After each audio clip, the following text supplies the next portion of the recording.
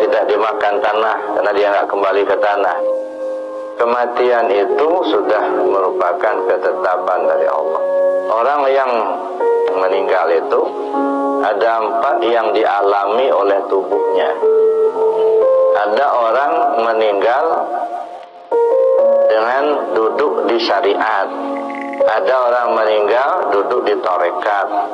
Ada orang meninggal duduk di hakikat. Ada orang meninggal duduk di ma'rifat. Orang meninggal kalau dia duduk di syariat, maka istilahnya dari tanah pulang ke tanah. Asalnya tubuhnya dari unsur yang 4, air, api, angin, tanah, maka dia pulang kepada air, api, angin, tanah. Maka tubuhnya hancur, dimakan belatung, ya jadi tanah. Nah di sini di syariat ini juga tergantung juga amalnya. Kalau juga amalnya baik, insya Allah dia juga selamat, gitu ya.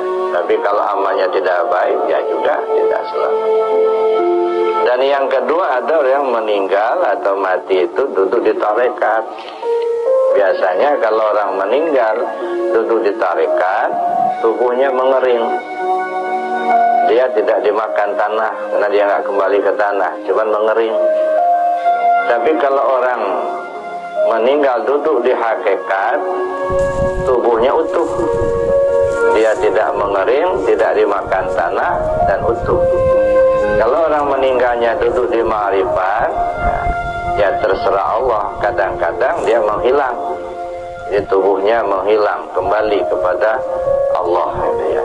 Artinya kembali kepada nur. Datang dari nur kembali kepada nur.